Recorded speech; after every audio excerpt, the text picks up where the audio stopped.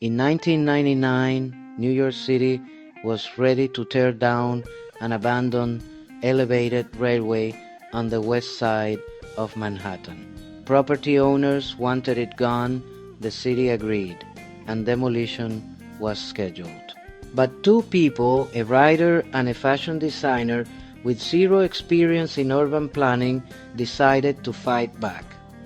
What happened next changed cities around the world forever. The High Line was built in the 1930s to carry freight trains through Manhattan's meatpacking district, lifting the rail line above street level to eliminate the deadly collisions between trains and trucks that had earned 10th Avenue the nickname Death Avenue.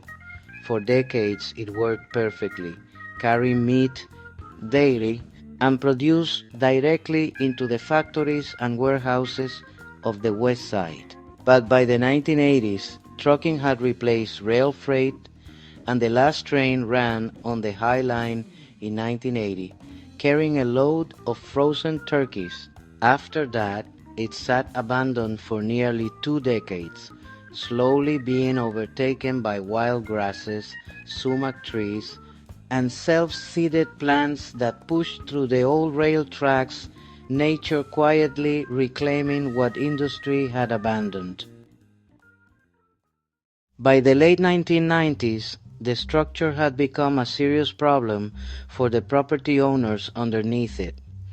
It blocked light, it was deteriorating, and it felt like a symbol of urban decay. CSX Transportation, which owned the structure, wanted to demolish it, and many local politicians agreed. In 1999, Rudy Giuliani's administration signed the demolition order. The High Line was officially scheduled to die. But that same year, two neighbors, Joshua David, a writer, and Robert Hammond, a fashion consultant, attended a community meeting about the demolition, and instead of accepting the decision, looked at each other and asked, "What if we saved it?"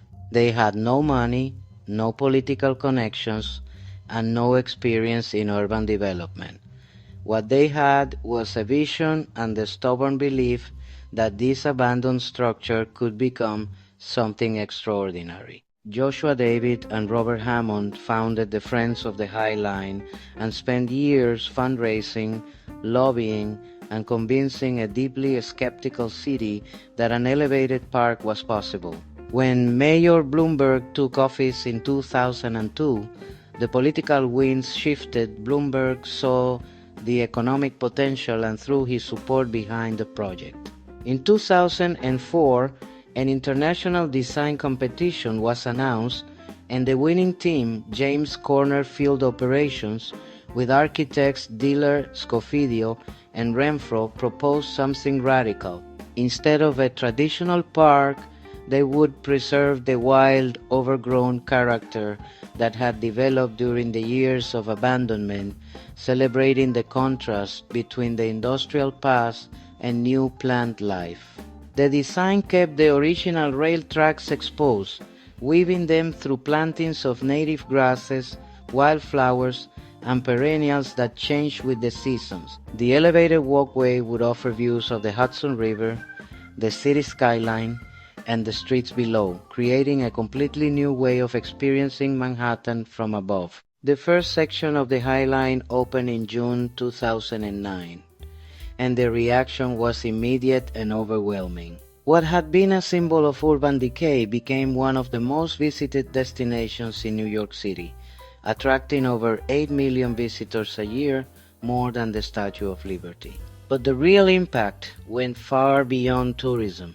The High Line triggered one of the most dramatic neighborhood transformations in American urban history, pouring over $2 billion in private development along its corridor and turning the Meatpacking District and West Chelsea into some of the most expensive real estate in the world.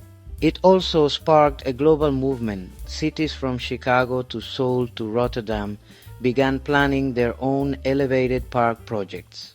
all inspired by what two neighbors with no experience had started in a community meeting in 1999.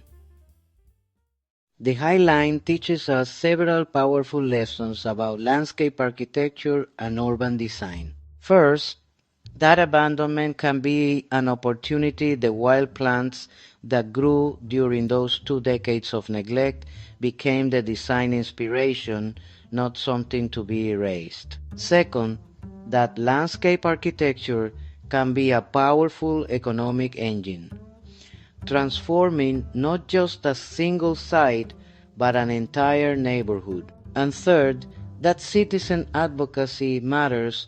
Without Joshua David and Robert Hammond fighting against the demolition order, this extraordinary landscape would never have existed. So that's the High Line. From abandoned freight railway to global icon of 21st century landscape architecture, saved by two neighbors who refused to accept a demolition order. Landscape architecture is more than stone and earth. It is the manifestation of our history, controversies, and healing.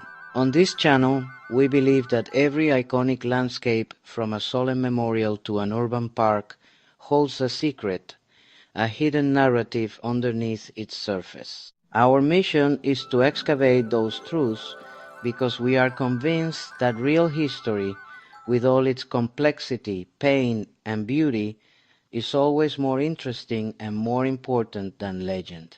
If you believe that the spaces we build define who we are, join our community. Thank you for following us. I'm Reza Molina, and this is Landscape Architecture Legends. See you in the next story.